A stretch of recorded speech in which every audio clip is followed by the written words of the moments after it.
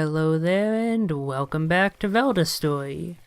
Last time we saved the god's woman Sibyl's life, fetching the Lotus Tear from the abandoned gardens, having an especially fun time there considering we were comparatively underleveled compared to when we did so as Reyna. And now we're heading to Tagrum for the first time via the tramway. No long treks for us. That is one of the other nice things about Vladyn's campaign, is that it gets you into the thick of things a little bit faster. Now, for the next while, we are going to have to do some plot retreading of what we previously would have gone through as Reyna, going a bit into the Tagrum derelicts, fighting Azador, and then doing some plot stuff here in Tagrum. Basically, I think they just did that just to make sure that Vladyn's campaign was pretty much synchronized plot-wise and event-wise with the others, to make up for the fact that it starts in a considerably different place. Even so, it does end up proceeding through those bits a fair bit quicker, I feel, than the other campaigns, and actually gets to the open exploration part of the game a bit earlier, and that's one of the other nice things about it. So, showing off the upgraded shotgun, it now actually does decent damage. And that's without having invested any in the gun-based tree, which is where a lot of your damage comes from. Getting that upgrade from Claudia matters tons. And really, you don't need too many upgrades beyond that. I don't think I ever upgraded the shotgun in my previous Vladyn run, my only Vladyn run other than this one, after the first upgrade, because it would have required Tamahagane, and I wanted to get Vladyn's golden weapon, and it was stupidly overpowered throughout the entirety of that playthrough. Full investment into agility and every skill in the gun tree, and you are like 5-shotting bosses with the shotgun strong attack. It's kind of stupidly overpowered. I'm looking forward to finding out how the Void Arm shakes up in comparison, because as I've said before, I've only played through Vladyn once, so I'm not super used to his other techniques, other options, other than the pistol and shotgun pair. So I get to find out just how good those are right alongside you. And don't worry, we will be checking out pretty much everything. I want to show off all of his weapons, since I failed to do so with Reyna. Oh, poor Allegathian mace, you will not be missed. One thing I really do like though is how these early scenes with Vladyn, even if they're playing catch-up to keep him at pace with the other campaigns, they do actually differentiate them a fair bit. Having Adelan here dodge rather than getting hit and injured by Azador's attacks, and just the differing dialogue getting across Vladyn's personality. Now, you may notice we're having a rather easy time thanks to our minions and us being able to harry Azador at a distance. Even if we're not doing the most amazing damage, we're basically keeping him stun locked while the minions provide the full force damage. Now that becomes less true as the fight goes on and Azador summons minions of his own, but if you manage things right and the minions' AI cooperates, you can kind of keep him stun locked. And since you have a handy range attack, if he leaps up onto that centermost platform, you can end up knocking him off before he even has a chance to do those orb attacks, and thus finish him even more quickly. The one thing to watch out for is that, at this point as Vladyn, you're still a fair bit squishy, and if Azador ends up striking you at all, he'll end up applying a fairly powerful bleed DOT that can finish you off pretty quickly.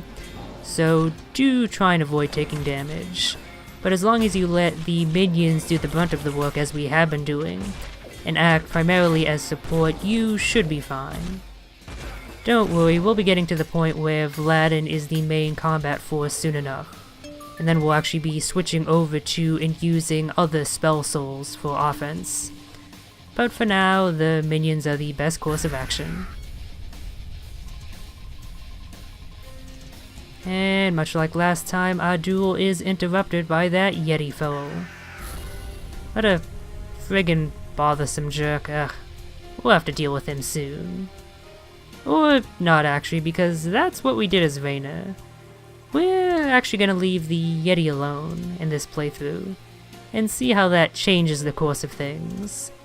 As I mentioned in Reyna's playthrough, he is a time-limited boss, and if you don't take him out before doing a certain plot trigger, he ends up moving elsewhere, and we'll see exactly what that's about. But again, that's pretty much just stuff for later. We're not going to be doing too much plot progression in this episode outside of the opening minutes, because we're going to do an area that is technically optional, but you do have to do it sooner or later. But again, we'll get to that when we get to it. Vladyn, of course, here continues his trend of ineffectually flirting with every woman he comes across. Kind of like a less charismatic Solid Snake in that regard. It's just the lack of the David Hayter voice just really ruins that personality type so much. You gotta have a sexy voice to go with sexy talk. I should know, because I don't have one. Anyway, we are moving back to Tagrum, again syncing up Vladyn's campaign with everyone else's. His campaign starts out differently enough from everyone else's, but eventually it ends up following the exact same story beats. I can understand why they didn't go for the effort of designing a whole new campaign progression, especially since he and Gilda were just part of a free update, so they weren't even making any extra money off of it. Still, it definitely is a bit of a lost opportunity. And it's because of that fact that by the end of this episode, we'll be in pretty much the same place as we were with Reyna's campaign after finishing unlocking the library, that for this playthrough I'm probably going to be abridging things quite a bit. Only showing off the highlights of going through areas, boss fights of course, anything interesting that occurs, and probably most of the conversations. Even if I don't find the story all that interesting, I do like the varied character dialogue, the different responses that each of the different playable characters have to the various situations. It's a good bit of variety and worth showing off. But yeah, so expect this to take far fewer parts to get through to the end of the game than Reyna's playthrough. I'm saying that now fairly upfront just so that you don't quit ahead of time, not wanting to watch all of this boring bullshit again. Don't worry, I got your back. So now that we're in Tagrum, we're checking out a few of these merchants. Unfortunately, we can't pick up the best items, not the superior mana keystone because we don't even have the basic variant, and not that accessory either, which is a very useful one for luck focus builds early on. Its bonus effect of alerting you to treasure chest isn't all that useful, although perhaps I should reconsider that opinion considering I always miss a few when I try and go for completion. But that plus 5 luck is a huge bonus early on and it really helps, and I think it makes up for the fact that you end up taking 30% more damage. Honestly, if you're decent at the game, you should be avoiding taking damage in the first place, so it's really not a negative effect at all in that light. Anyway, this here will pretty much be the last plot thing we do. The conversation with the Elder, Zeeg, and Atalan. And again, taking into account the fact that Atalan actually avoided getting injured here, so the Elder doesn't end up chewing her out about it. I think the only reason they made that change was so that way, at the end of this conversation, you can end up acquiring her as an assist earlier on. Ah, deicide, that most wonderful pastime in pantheistic theologies. Even fake ones like the ones in video games here. Zeeg, of course, is, as always, kind of a dick. They do a good job of getting that across with his character design, I'll say that. You can tell that he's a one-note character because his dialogue is pretty much word for word the exact same as it was in Reyna's campaign. He doesn't really change much at all.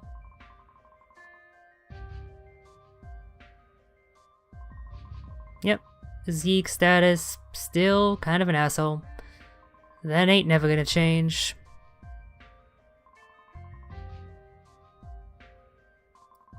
Vladyn, of course, still looking for their leader. I think by that he means Wyatt. I think Wyatt is supposed to be their de facto leader. Not that they really have a strict hierarchical organization. They're a ragtag band of rebels against the gods.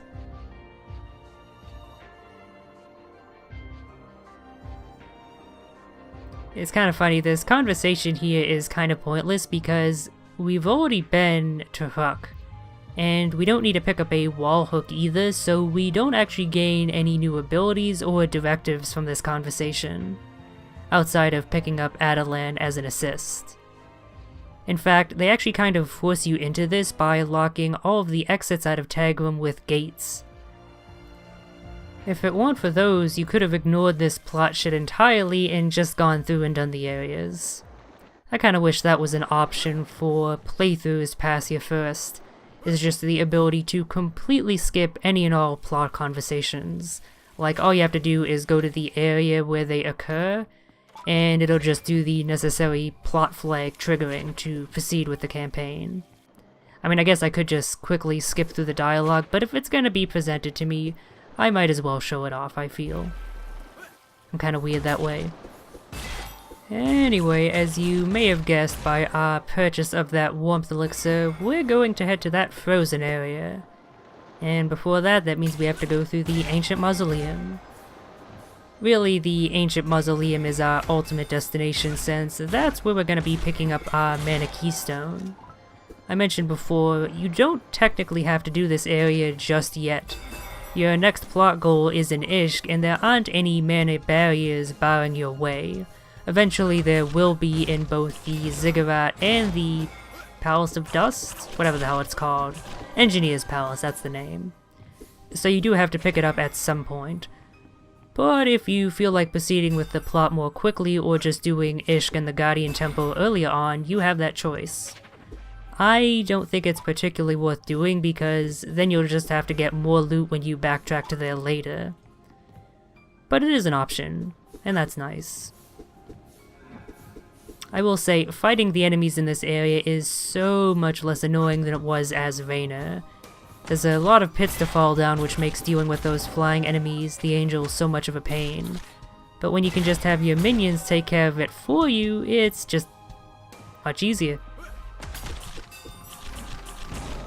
Honestly, as much as I love playing as Reyna, I feel like the only reason I don't like playing as Vladyn more is just because I've had less experience with him.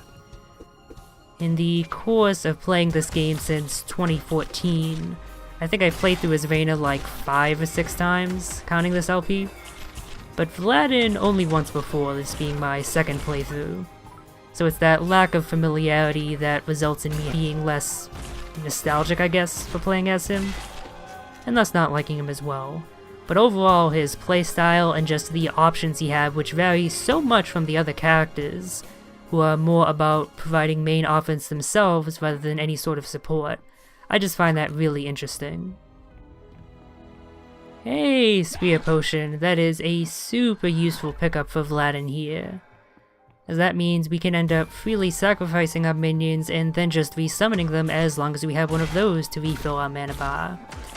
Useful during these long treks through levels. I mean, technically, it would probably be more efficient to use the healing spell that's associated with his Holy Spell Soul, but it's more badass to sacrifice your demon minions and then resummon them, so that's what I prefer to do. It's also quicker. Now, here I'm doing a bit of considering as to exactly where I want to put my points. I want to make sure to get the good level 10 skills once they're available. So I just put a little bit of extra forethought as to where I was going to level up first. It's not going to matter in the long run since, much like Reyna, will eventually be OP in picking up every skill in that tree anyway. But making smart decisions can help early on when fighting the tankier enemies. Speaking of which, this Templar here is a good example of why Vladyn is in some ways a lot more convenient to play as than the other characters early on. And that's because he has access to a easy source of physical and magical damage. Physical from his guns and magical from his Void Arm. So even if you fight a physical resistant enemy, it doesn't take too long to kill them. Whereas with the other characters, you're stuck with physical. Or in the case of Gilda, just magical. Now, we're going to be switching over to the Paladin armor for the most part. The Magister vestments we'll be focusing on a little bit later, but for now, when we're not actually using much offensive magic, it's not too helpful. that bonus light magic burst will come in more handy since we're doing a lot of melee attacks. Especially with Sonic the Hedgehog spin. Not too useful against the angelic enemies, but every little bit helps. See, look, we took down that Templar so much more quickly when we just used the Void Arm than when we tried fruitlessly to rely on the shotgun. This'll probably be the last episode where I use the shotgun. I will show off his other arms, but for the most part the Void Arm is going to be front and center. The variety on this playthrough is going to be coming from using the various spell souls, and I'll try and show off all of them to a good extent, since I didn't really use most of them as Reyna. You can end up doing a lot of platforming challenges earlier than you can as other characters thanks to Vladyn's air dash, but some are still verboten to you. Only Gilda is the queen of doing platforming challenges early thanks to her default double jump, and easily obtain triple and quadruple jumps. And I just did not feel like dealing with this room, so I just used his focus finisher, which kind of bites me in the butt in a few minutes. Let's just say that it's a good idea to save those for the boss fights and not just a random room with mooks, as tired as you are of dealing with them.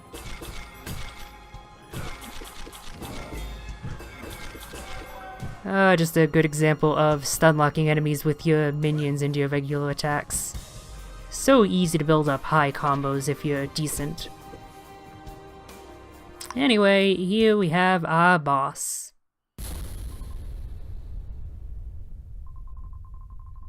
If you recall, her gimmick was that she had a magic shield before you could damage her health. And much like most enemies with shields, the magic shield takes the most amount of damage from magical damage, which means we carve through it like butter. Unfortunately, we don't deal nearly as much crazy damage to her actual health bar. Our minions help provide a little bit extra, but no one cycling her as Vladyn, not on Godslayer. We are racking up quite the combo though. I forget if I've explicitly mentioned this before, but one of the benefits that the minions provide is that their hits count for adding to your combos as well, thus extending them and just preventing the combo from falling even if you don't have an opportunity to directly attack the enemy that you're fighting. So even if he doesn't attack quite as rapidly as Reyna, although he's pretty damn close, he ends up having an easier time getting and keeping high combos. Of course, if the enemy just flees, you're not going to be able to do that. And I act really stupidly here in the later stages of the fight. Despite coming here in part for that spiritual potion, I kind of completely forget that I have it. I think I thought that my charge was still wasted, having forgotten that it was restored to me after resting at the Valdis Shrine. So rather than summoning a minion which would have allowed me to beat her one cycle quicker, I thought I couldn't do that. Fortunately, it worked out in the end, even though I was like 1 second away from getting killed by that angel. And unlike when we played through as Reyna, the reward we get is super useful, since we're gonna need this to upgrade one of our many spell souls to level 3, and we plan on using a bunch of those. But of course, the true reward for doing this area, even though it is technically optional at this point, is that mana keystone. It's just so useful to have that at this point, so that way you can actually do most of these platforming challenges that are gonna come up ahead. And we get an extra life potion as well. And we're far enough in that we might as well do the icy area as well. That's why we have that warmth elixir. There isn't too much useful there, but we can actually make use of a little bit of sequence breaking, thanks to where Vladyn started. In fact, you may recall what that sequence breaking is, since I did bring it up when we were here in Reyna's campaign. I'll forgive you though if you don't remember it. I'll bring it up when it's relevant. For now, we're continuing to retread content. This is why I plan on just having the rest of the videos of this campaign be mostly a highlight reel. While the combat itself is different enough since we're playing as a fairly different character using a distinctly different build, magic focus as opposed to melee focus. we're still going through much the same situations. It's plenty fun to play, but probably not to watch. It's just that these first 2 episodes are different enough from Reyna that I felt like keeping them in their entirety. Although, giving commentary now, I kind of regret that. I'm not sure if you can tell, but I'm kind of running out of things to say at this point. Oh, that's the issue with doing multiple playthroughs of a game like this. A game that has replayability, but not enough that you're constantly being introduced to new mechanics. It just kinda gets hard to fill the dead air. I probably could have actually just skipped this challenge entirely. The Wanderer's Raiment is pretty much worthless to us since it just provides agility and physical-based damage bonuses. But it's the principle of the matter, damn it. I need to pick up every treasure chest even though I know I will inevitably miss 1 or 2, thus rendering the whole collection thing moot. So, this is the bit of sequence breaking I mentioned earlier. Since we already went through the abandoned gardens and picked up the skeleton key, we can enter the hollow right away here. Now, doing so isn't the easiest sequence break. The enemies are definitely scaled up a bit compared to what we're expected to fight. But if you're decent at the game, you can carve your way through them without too much issue. As they've been doing a lot, the minions help out a ton here. Not only adding a surprising amount of damage on their own, but just acting as really good tanks as well, aggro for the enemies. Despite that, we're not going to be fighting the boss of this area. I could probably handle it, especially with the help of the minions, but she's overall tough enough that I don't exactly feel like taking her on now, especially not since I don't have the perfect guard, and thus can just turtle up against her magic when she goes all super spammy. No, the real reason why we're here now is that man up there. Our good pal Demon, possessor of perhaps the worst name in the game. Like, maybe it's just a coincidence, but I'm pretty sure it's supposed to be a pun on the word demon, you know, one of the major enemies that we're fighting. I only give whoever named him the benefit of the doubt because it's such a bad pun that I really hope that's not what they were trying to do. If it was, then I'm just gonna have to track them down and punish them. Ahem. Do as I say, not as I do. Anyway, Demon is worth picking up as soon as you possibly can, at least if you're willing to face the enemies in this area. Because, as you'll recall, he gave us that most useful of Metroidvania upgrades, the double jump. As well as a few other useful upgrades as well. Just cutting back here so you don't have to watch us trek all the way back out. Now, as other characters, it might not be worth backtracking here ASAP just because he's a bit out of the way. But you're coming here anyway early on, likely for the Mana Keystone, and you already have the Skeleton Key, so if you're playing through as Vladyn, you might as well. At least as long as you're not a baby and scared of the enemies in that zone. Also, you may have noticed I've kind of been failing to use Valdin all that much. I keep forgetting that I have assists as Vladyn for some reason. I don't know why. I think it's just there's so much going on the screen already with the minions that I just kind of forget that they exist. We all have our flaws. I just happen to have many more than the average person. It's a curse, but also a blessing. That's a lie, it's purely a curse. For example, the fact that not having fought this enemy in a while, I do really badly against it. I don't know why I never had an issue as Reyna, but I just completely fail to anticipate its patterns. I've actually been doing a pretty poor job in this episode of utilizing my skill cancels. I think a lot of it might just be me being used to having 3 of the damn things. That's always the issue with doing a replaythrough of a Metroidvania, especially after a successful completion, is you're a lot weaker and you're probably not used to that. Upon seeing Rukjal, he's just like, fuck this, thus mimicking any player that has experienced this fight before. Something worth pointing out that you can do here, and that I kind of wish I had done just for the sheer satisfaction it would have given me. But if you end up skipping this area until after you've done the Guardian Temple and come here with the Fire Boss Soul, Rukjal just literally melts like the ice it's made from.